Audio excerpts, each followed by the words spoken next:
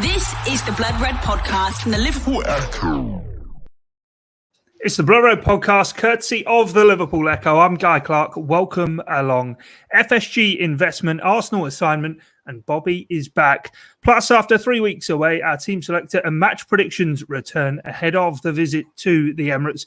Here to look ahead to the return to action, we have Ian Doyle and David Lynch. Doyle, I'll come straight to you after a couple of weeks off for yourself, and it seems to have been a busy last week of the international break. We've had the rumours around Ibrahima Konate, the Salah speculation, and finally the investment into FSG. I'll give you the answer you don't want, which is I've been off for 2 weeks. I've not been paying any attention whatsoever to anything that's been going on. I don't believe that. Doing an ostrich impression, burying your head in the sand. We wouldn't go that far, but it wasn't far off, to be honest. Yeah, I managed to nearly get sunburnt on Monday, so that was good going. But no, I would imagine for now, you're probably best asking Lynchy to fill in all the blanks in there, because I genuinely haven't really been paying him much attention. No, all right. Well, we are going to sort of start with talking about the investment in FSG. And Lynchy, then I will come to you first up on it. And it seems to be sort of ahead of the summer transfer window and everything around that to be very encouraging times for Liverpool. Yeah, it does. I think obviously Liverpool were sort of keen, weren't they, to play down any suggestion that, you know, this would have a massive effect on the transfer fees they could pay out, or, you know, any funds that Jurgen Klopp would be given over the summer. And I think that's probably sensible to manage expectations, because you immediately start hearing names like Erling Haaland sort of bandied about and Kylian Mbappe. And I don't think Liverpool are suddenly up alongside Manchester City in terms of how much money they've got to spend this summer because of this. But, you know, the message was sent pretty clearly, I thought, in the FSG statement that was attached to them announcing the deal going through, saying that basically this will, you know, allow us to continue as business as usual. So it plugs any sort of gaps that coronavirus has caused in the bottom line, I suppose. And then, you know, Jurgen Klopp really echoed those sentiments today, didn't he? In his press conference, very, very much said it basically allows us to continue as normal, which is a positive thing. So, you know, the manager seems to be on board with that, and I think continuing as normal for Liverpool is a good thing to be able to do that after the pandemic, which we don't know yet just how much that has hit them financially because of the delay in the publication of the accounts. It obviously usually would be out in February, so we don't know how much that's going to hit them, but the fact that this can plug the gap and allow them to continue as normal is positive, because normal for Liverpool is usually, you know, being very savvy in the transfer market, but getting the right players in and challenging for trophies under Jurgen Klopp. That's what we've seen. So I think continuing as normal and business as usual, all these phrases, that's good news for Liverpool fans as far as I'm concerned. Yeah, it's been a story that our business of football writer Dave Powell's been covering for a little while as well, Doyle. 538 million pounds worth of investment. Jurgen Klopp in his press conference, I think, used the phrase, it gives us some consistency. So I suppose echoing there what Dave says, even whether or not sort of looking ahead to the transfer window, Liverpool sort of know what they've got to play with now. Well, yeah, I think from what Jurgen Klopp said, you can. It is kind of a reassurance, isn't it? It's that the fact that Liverpool can just, as he said, can just carry on the way that they have been going in terms of the transfer window. Anybody, as Lynchy said, they expect they're going to sign Haaland. Well, when have they ever looked like they're ever going to do that anyway? So I thought he was going to be joining us today on the Blood Red Podcast. Isn't Mino Raiola taking him around everywhere? I thought he was. He might know a bit more about what's going on than Doyley, to be fair. Yeah. Yeah. Well, to be fair, that's not too hard. Just asking about the 2 weeks before that. That'd be. I'd know what's going on then. They haven't played any games recently, have they? When was the last game? Going back to the investment, yeah. Well, that's something that's been knocking around for a while, hasn't it? I mean, there has been the suggestion that FSG were looking to get some fresh investment into the company as a whole, rather than just the Liverpool as the club. So it's clever from them, but it's something that you look at. I think I'm pretty sure Tottenham took out a massive loan, didn't they? I think was it Arsenal did as well. I think there's a few other clubs that have done it simply to safeguard from the uncertainty that, you know, the pandemic has prompted, because, you know, let's face it, it's still not over. I mean, there's no guarantee that I know we've got this, and certainly in the United Kingdom we've got this, you know, pathway towards everything getting back open, but there's still no guarantee that's going to actually happen and that it's actually going to last for that long. So there's still uncertainty, but with this move, which I did read a little bit about, to be honest, it's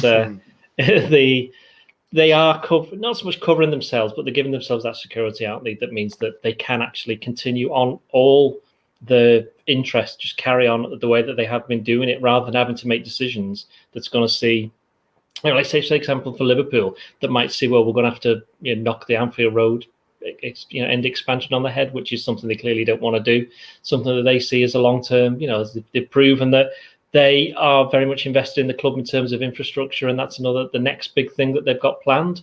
And as from what Jurgen Klopp said in the press conference, he's obviously quite happy, because it means that he can carry on working under the assumptions that has been presumably what money he's going to get in the summer and how much he's going to have to spend. He knows that he can now crack on, and he'll know that it's there. On that point then, and taking it wider, and sort of spoiler alert for the second half of the podcast when we talk about the return of the actual football action, in terms of top four hopes, we've kind of been writing them off now for a few weeks, Lynchy, but is it a case of looking at this now and talking ahead of the transfer window, that regardless of whether Liverpool are in the top four or not, as Doyle was saying there, actually Jurgen Klopp will be able to sort of plough ahead with whatever plans he sees fit for Liverpool this summer? Yeah, you'd like to think so, wouldn't you? I don't think, personally, I think I've said this before on this podcast, I don't think FSG would have had a lot of excuses to not push on and really invest in the squad in the summer. And I'm not talking huge amounts again, not talking about bringing in someone like Haaland or anything like that, but just having a very similar summer to last year, really, is plugging the odd gap and being sort of quite clever about it.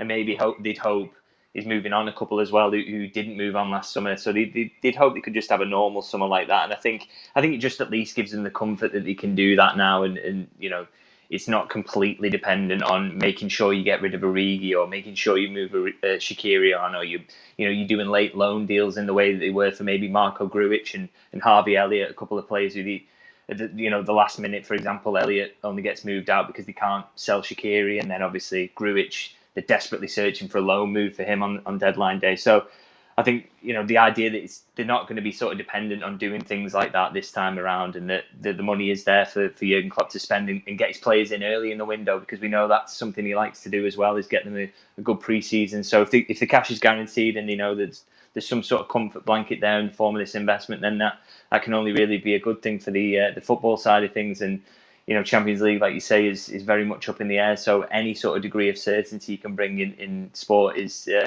very, very appealing to owners.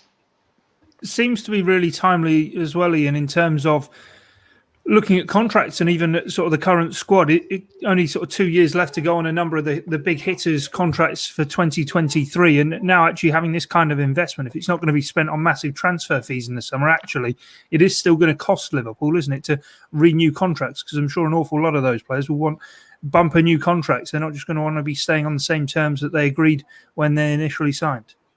Well, that's true, but then you look at players like Wijnaldum, it's whether or not will this have any impact on what Liverpool offer him? I don't know. Perhaps they've got a way that they see things, looking at his age, and go, well, we're actually not going over this particular amount. You just threw me then, by the way, by calling me Ian. No one ever calls me Ian. Not even my dad. He calls me by my brother's name. So yeah, you're right, but I think I think people have to remember that Liverpool did spend, if you look at the actual overall transfer fee, more than £60 million on new players last summer when they were in the middle of the pandemic, obviously with Jota and Thiago. And I know that Jota didn't put very much money up front, but they're going to have to start getting paid, isn't it? And the money will have to start getting paid if it wasn't already to Bayern Munich for Thiago and the Tsimikas as well. So I think, yeah, Liverpool, this is a good move for them in terms of the contracts for players. I'm not sure that there's actually that many players who would have their contract renewed over this summer anyway. I'm not entirely sure. I think the only way that it would be possibly, and I know you're going to mention a certain Egyptian at me at some point, is that is whether or not they feel as though they need to do that to stop him from going elsewhere. Well, yeah, obviously referring there to Salah, isn't it? Salah, Mane, Fabinho, Alisson, they all not got these contracts now with similar sort of end dates on that Liverpool are going to have to address. And it is, I suppose, David, going to become sort of more and more of an elephant in the room. Liverpool back in action against Arsenal, and just look at how they've been run as a club for sort of 10 years. Every summer it seems to be a contract fiasco there. Well, that's it. This is the summer, really, isn't it, where you want to get a lot of those sorted so you don't end up in a similar situation to Arsenal, because I think once you go past that 2-year mark, it gets really dodgy then, doesn't it, in terms of if a player wants to force their way out, becomes easier and easier the more you get towards that final year. So, I think, there's been a lot of positive noises coming out about Fabinho and Alisson. I think those are real priorities to get sorted this summer, and you get the sense from the players themselves that they would be quite happy to tie themselves down to playing under Jurgen Klopp for a few more years. But the Salah one's obviously very interesting, isn't it? They're going to, they're possibly in a position already this summer where they have to make a decision, really. You either sign him up or try and force him to get him, convince him to sign him up this summer, or really start considering selling him. So, it's a tough one.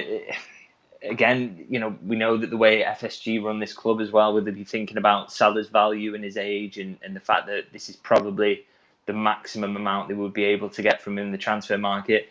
How has that been affected by COVID as well? We don't really know that. So it's a really, really difficult one this summer in terms of the contracts. I think the Alisson and Fabinho ones, just with the noises coming out of the club, you expect them to get wrapped up pretty easily. But the Salah one is really, really interesting going into this summer. I think the way that plays out will tell you a lot about what this team's going to look like in a few years.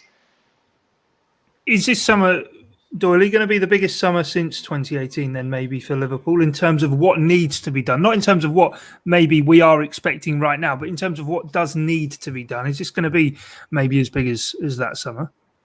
Well, since 2018. Yeah. Since 2018. Well, there's only been two, hasn't there? And one of the seasons, they just didn't do anything. So by that definition, then I would imagine it would be. I don't actually think that they need to do that much. I'll be perfectly honest. I don't think there's going to be loads. I mean, you can go through it and go. The interesting thing for me about people are saying, like, if they don't get into the Champions League, what's that going to mean in terms of attracting players? Well, I actually think the other way around. If they don't get into Europe, there'll be quite a lot of players who'll go, well, we're never going to play here, because there's no European football. There's just Premier League and the domestic cups. We'd quite like to go. And it's the usual suspects. You look at, Shaqiri and Origi, people like that. But then you could even go down to someone like, say, for example, Oxlade-Chamberlain or even Keita. They're just people who may ultimately go, well, I've not played that much for whatever reason over the past 2 years. And I quite fancy something different. If we're not in Europe, how am I going to get me games? So that's how I think possibly European football and the non-qualification for it would impact Liverpool. Obviously, there'll be one or two players who might go, well, we don't really want to join because we're not in the Champions League. Well, it's like, well, as Klopp himself has said, well, if you don't want to do that, that's fine. We don't want you here. And this isn't the Liverpool that didn't get into the Champions League in 2016 when they lost the Europa League final. This is Liverpool that won the Premier League last year and got to 2 Champions League finals, are still in the Champions League this year. So we know the reasons why this season has been like it is. So in that respect, I think there will be some new signings, but I don't think there'll be absolutely loads. And there certainly won't be, as we've just said before, there won't be any like Haaland for 120, 130 million.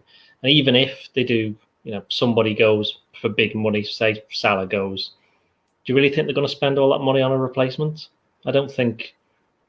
Then that leaves the thing of what's better value to them, keeping Salah there for another 2 years, letting him run his contract down, or think about, well, perhaps we can offer him another one further down the line and see what he thinks, or having to spend that money, because it would be more difficult to spend it than it would be to get it in. Well, it's an interesting one, Guy. Just on that point is that, we talked about the certainty that this investment brings and the idea that, even if there's a shortfall in financial terms because of a lack of European football, that, Liverpool can consider that they're well covered for that. But it's the effect it has, I suppose, on the composition of the squad, whether they're in Europe or not. Do you really need, say, if Liverpool go into next season not playing European football, this extra forward that people are talking about them signing to sort of start that succession planning towards maybe Firmino being moved out of that front three, or maybe you move on Salah in a couple of years? Can you really start that if you've not got European football? I just don't think there's enough fixtures there to do it, particularly if you want, say, Harvey Elliott to pick up some minutes and things like that. So that's probably the trickiest situation that Liverpool are going to face going into this summer, and that's the situation that won't be resolved until the season comes to a close. Is whether or not they're playing any European football at all, and how many fixtures that gives them going into next season. Because I think that, more than maybe what European competition they're playing in, will probably have an effect on who they can and can't sign. But it's one of those as well, I suppose, of it's a case of fine-tuning, isn't it? Look at Diogo Jota, a £45 million signing who's really had a new lease of life at Liverpool and helped take the forward line in a different direction. Doyle, you're probably, who I'm framing this out in terms of Liverpool, if they are going to go and spend money in the transfer market and bring in, say, 2 or 3 players just to enhance the squad, there's nothing really from through the past that you're going to look at and go, well, all of a sudden they are going to go and make a huge investment, because it's not like the defence prior to Virgil van Dijk. It isn't screaming out for a world-class investment, is it? Well, that's it. I mean, what area of Liverpool's team really needs overhauling? And the answer is none, really. I mean, you might say a centre-back simply because you can't, as we've said before numerous times, you can't guarantee that all 3 of those who are injured at the moment, Van Dijk, Gomez and Matip, are all going to come back as good as new. It's probably not going to happen. And so that's why we had the stories this week about Canate. I think in terms of the forward, that's an interesting point that Lynchy makes, because if they're not there, then if they're not playing that many games, then perhaps they don't need to change as much. Because we've forgotten Minamino as well. They signed him, didn't they, like 15 months ago? And you do wonder whether or not it ends up being that Jota's Minamino's replacement. I do think probably because he plays in the 2 positions that Minamino likes to play. But again, look at it from the point of view of the player coming in. It's the old Firmino problem that Liverpool have had for quite a few years. That's why Timo Werner possibly jumped at the chance of going to Chelsea when they came in for him in last summer, because he knew that he was going to be getting a game there. And we can't. No one could have predicted it would end up quite as difficult for him as possible. I think he would have probably done a bit better at Liverpool, but he probably would have played the games as well. That's the thing. But you can't predict it. But then would Liverpool have signed Jota? No. So that's the thing. So I think Liverpool, yes, as we've said, they will make some changes to the squad. Again, as Lynchy says, how much change they have to make will come down to where they end up finishing in the Premier League or qualifying for the Champions League from winning it. But as has come out this week, Liverpool have got these options. We talk about the centre back, but there'll be other positions where they'll have players lined up, and then they'll go through and see at the end of the season which ones are most likely to come and want to come. Yeah, interesting stuff to keep an eye on. Let's then move on and talk about the return of action. Then, of course, tomorrow Liverpool travelling to Arsenal to get back into Premier League action. Of course, sitting 7th at the moment, which would be enough to secure European qualification into the Europa League for next season, Lynchy. But 9 games to go, 5 points off Chelsea. Top 4 hopes still alive or not? When you look at it and it's 5 points and you think that Chelsea are probably going to stumble at some point, aren't they? I don't think they'll just keep beating sides in the way that they have been recently. They're not suddenly at the side of maybe Manchester City's quality just because they've got a new manager, and there's still flaws in that side. Some of those summer signings still haven't taken, not just Werner but also Havertz not really having much of an impact. Ziyech is in and out in terms of his influence. So, they're not a perfect side, and I think they could stumble at some point. The thing that the issue for Liverpool is obviously they haven't looked capable this season of just reeling off a 6-7 game winning streak, have they? And that's the issue you can see with them maybe creeping into that top 4, and the fact that they've got other sides ahead of them as well. West Ham have done well, Tottenham have sort of recovered their form recently, so they're just relying on maybe too many things to go in their favour for them to sneak into that top 4. But Jurgen Klopp and his players will be seeing it in the way that he sort of spoke about today in his press conferences, that we can only win our next game and and keep doing that to the end of the season and see where we end up. So I think for Liverpool, the best they can do in the next couple of days is beat Arsenal and see that as a start towards getting top 4. So that's it. You've just got to go into these games and try and win as many as they can, starting with that one at the weekend. What is it, 19 days since the Wolves game, I think it is, Doyle, when obviously Liverpool do take on Arsenal. They've had this break then and chance maybe to get on the training ground with certainly the Brazilian contingent who didn't go away during the international break. And now I suppose it's about trying to just do as best as they can in the league, as well as maybe using this Arsenal game even as a bit of a warm-up for the away game with Real Madrid, the first leg of the quarter-final of the Champions League. I mean, as much as I like winding up about Arsenal, I'd never say go into Arsenal as a warm-up game for anything, to be honest. It's I think Liverpool have won only 2 of the last 14 games there, and Arsenal have already beaten Liverpool well. Did they really beat them? It's on penalties. So they've drawn with them twice. They've drawn with them twice. But of course, Arsenal won at the Emirates last season 2-1, and it was that game, wasn't it? I remember I was there. That Liverpool absolutely battered them, went ahead, and then it was 2 stupid mistakes Arsenal ended up going ahead and then putting everybody back and playing out and getting a 2-1 win. And Arteta after the game said, we're absolutely nowhere near their level. And yet you look at the table this season and they're not that far behind in terms of points because of the way that the season's gone. So I think Arsenal drew 3-3 last time, didn't they? With West Ham, didn't they? With West Ham. I think it's only a 4-point gap as well. So I was going to say if they'd have won that, I think Arsenal would have quite fancied the chances of finishing ahead of Liverpool. I think it's possibly a little bit too much for them now, but Liverpool have got that big Champions League game coming up on Tuesday in Madrid against Real Madrid. So I'd expect there to be some changes, but I think Liverpool have to win 7 of the last 9 games to have any chance of finishing the top 4. And bearing in mind how many games they won this season, about something like 13, is it, something like that? It's not loads, is it, in terms of the Premier League, certainly compared to the last couple of years. So it's a big ask, but as Lynchy said, as Jurgen Klopp said, he's obviously been listening to what Lynchy says. As said, he's going to have to do one game at a time, and it's a little bit like, I don't know, thinking of the last time I can remember Liverpool just having to take one game at a time like this was probably 2001, where they had tons and tons of games, and it was you just couldn't see past the next game. It's been a little bit different the last couple of years because they've known that the team have been capable of winning these games, but now they literally just have to go literally one game at a time and go, right, let's deal with this one. Okay, now let's go on to the next one, which sounds obvious, but that's the only way they're going to have any chance of doing anything between now and the end of the season. Yeah, it is interesting, isn't it? When you kind of point you made before, Lynch, about Chelsea, they've been unbeaten so far under Tuchel, but you just wonder, I suppose, and that is the thing for Liverpool, isn't it? Just keep the pressure up, and if they have a wobble, just see if you can then take advantage.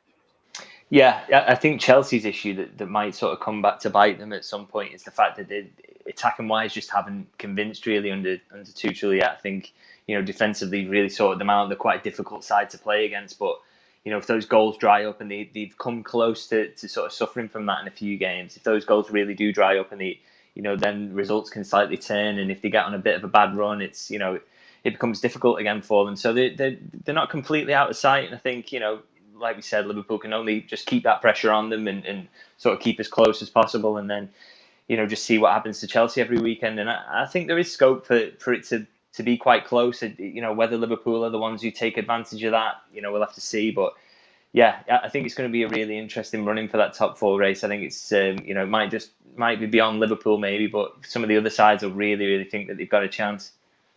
It's the big selection question. I know we'll get onto our team selector and things at the end, Doyley, but is the big sort of selection decision in this game Firmino or Jota? He's been playing in that central role, hasn't he, Jota? He scored at Wolves an eternity ago before this break for Liverpool, but Roberto Firmino's got a brilliant record against Arsenal and away from home as well. He sort of seems to fancy it more.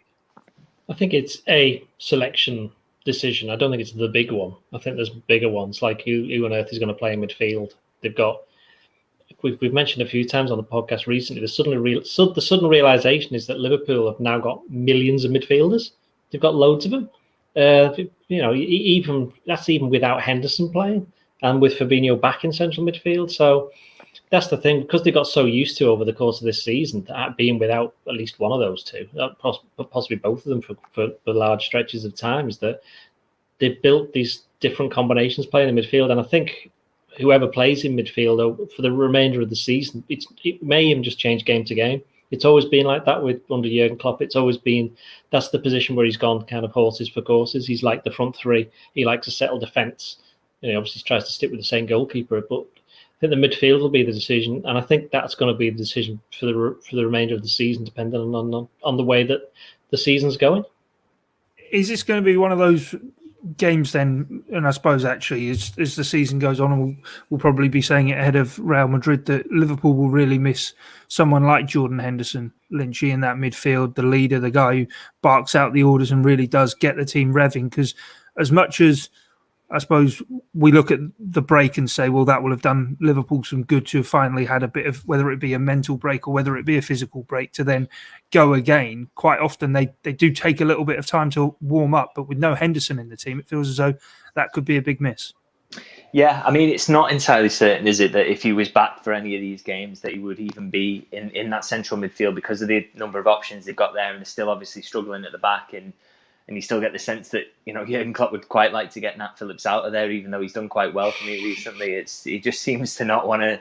Every chance he's had this season to not play him, he's taken it. So I think. Do you reckon part of that's due to the fact that he knows he's probably not? He doesn't want him to. Not doesn't want him, but he's planning for life without him next season. Because let's face it, he basically left in October, didn't he? Or he more or less left.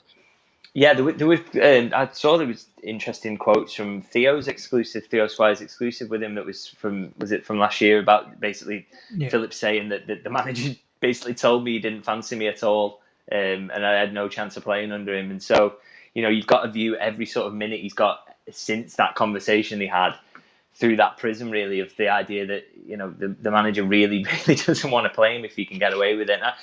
He's pleased for him in the way that we all are, and I think he's done fantastically well. But I think if Henderson was back, I think he would be obviously in central defence. So I think it's as much as maybe you say about his leadership skills in midfield, I think he would be that presence still at the back, wouldn't he? And it is that ability to go again and find moments in games where you're finding things tough to really find that extra press in your legs and things like that. That's where they miss Henderson. And I think, like you say, a big week like this where you've got Arsenal and then Real Madrid straight off the back of it, so sorely missing those leadership skills, aren't you, in games like that? He always sort of puts in a big performance as well, no matter where he is on the pitch. So yeah, it's a shame not to have him, but Liverpool are just going to have to get used to that, aren't they? Because by the sounds of things from Jurgen Klopp's point of view, it's Henderson doesn't sound like he's going to be back anytime soon. So as much as they miss him, they're going to have to cope without him, and you hope that they can produce good enough performances between now and the end of the season in these big games to make it a successful finish.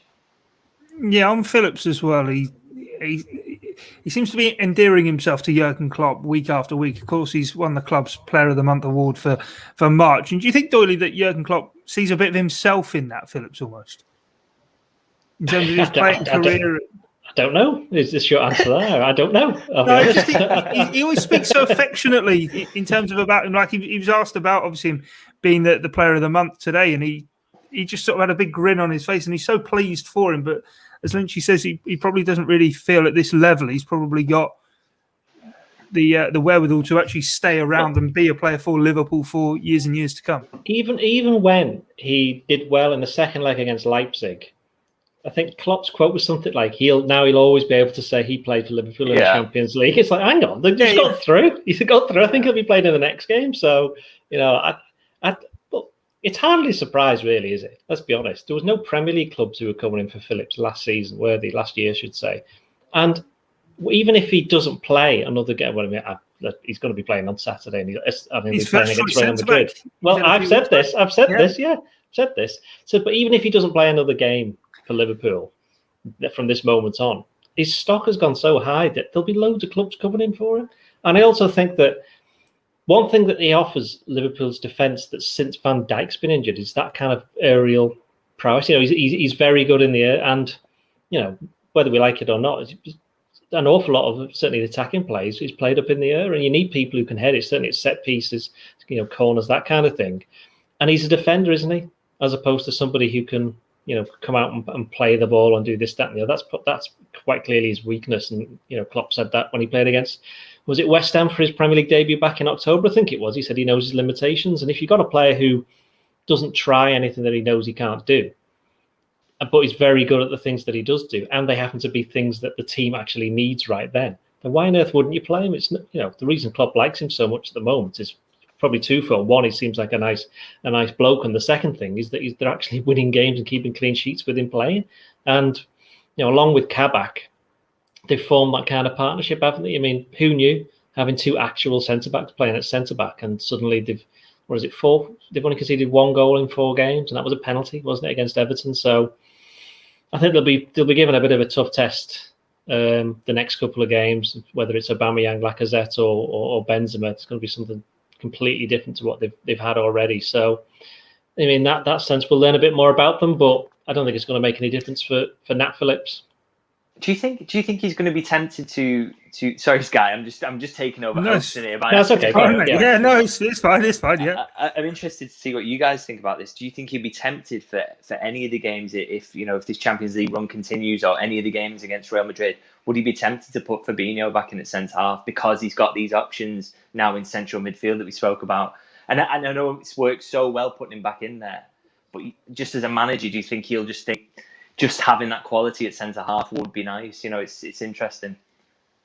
I think not. Oh, Guy, you just went then. I think that was Kai flying around thinking, yeah, he's not needed now. We'll get rid of him. I wouldn't. You've just seen in the few games that Fabinho's played in centre midfield, the difference he makes, not only in terms of the actual midfield and helping. You saw how good Thiago was against Leipzig. So when Alden did better, but he offers greater protection to the centre backs. So ideally, you'd want Fabinho in front of Fabinho if you're going to do that, but he can't be two players in one, can he? So, stick with the centre backs who know how to defend and just get the ball to the midfielders, because obviously they're all ball player midfielders. They all know what they can do, or get it out wide to the fullbacks. That's why they're there. Let them do their thing. Just get the defenders to defend. And that's why Liverpool, I think, will stick with those two, and bar an injury or something strange happens in the league where they can't get anywhere near it and they've got through in the Champions League. I think they'll stick with those two for the rest of the season. Kabak and Phillips, that is. What do you think in terms of this game then, Lynch, in terms of how it might play out? And there's been this obviously feeling recently with Liverpool playing a few of the bottom sides in the division that they've come in sat deep and Liverpool have struggled to break them down. But if they play a side who might try and open up, which Arsenal certainly at the Emirates have been doing a lot more recently in their sort of bid to find goals because they'd struggled for those early part of the season. Do you think this again is going to play into their hands? Because and are they going to be capable of getting back to the levels of intensity they showed at the start of the season? Because when they met at Anfield, Arsenal came out with the right intentions and right ideas to play, but Liverpool were just too intense for them and blew them away, winning very comfortably, didn't they? It's going to be an interesting one, isn't it, to see whether Arteta approaches it in that way. It's like you say, they needed more goals and have maybe opened up a bit more, and I think Odegaard's had a really positive impact on their sort of attacking play since he came in.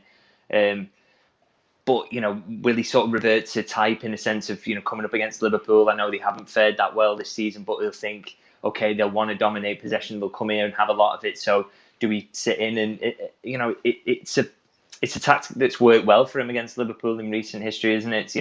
Not just a win at the back end of last season, but also in the Community Shield. Liverpool had a lot of the ball there and struggled to do anything with it. So you just think Arteta will probably be tempted to go down that route, which for Liverpool, obviously, a lot of their struggles have been at home this season. They're still on a horrible losing run at Anfield, but to have a sort of similar test to that away from home, a team that's maybe going to sit in and try and frustrate them, that actually might be a good thing for them to, if they can pass it and they can do well and get some goals despite coming up against a mass defence, then it might give them some confidence to take back to Anfield for the rest of the season and feel like they can unlock teams again. So it's an interesting one. It'd be interesting just to see how Arsenal approach it and whether, if it is that sort of defensive mindset and Arteta feels he has to go down that route, that whether Liverpool can take anything from it in terms of confidence.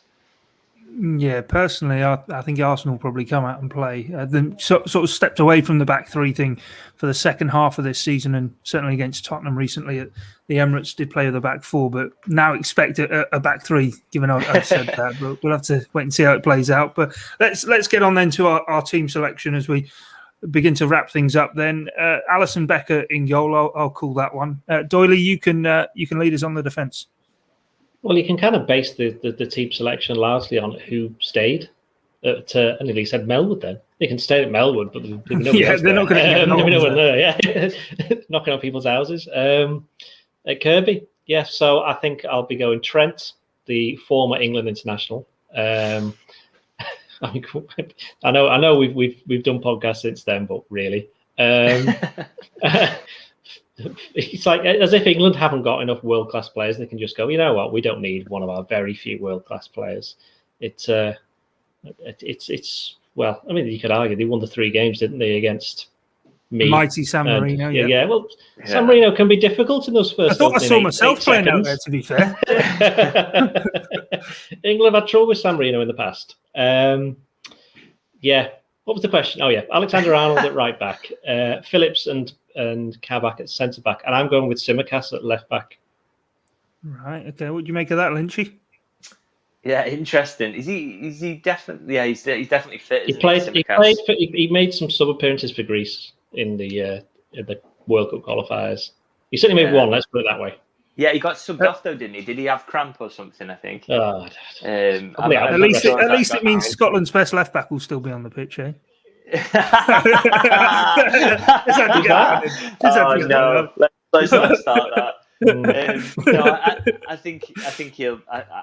Tsimikas really struggling to get a look in at the moment, so I think he will go with Robertson. To be honest, I think if not nothing else, but to prove Guy wrong and hope for a strong Robertson performance at left back, then I think I'll go for Robertson there, and then obviously the rest of the back four, I would agree with Doyle.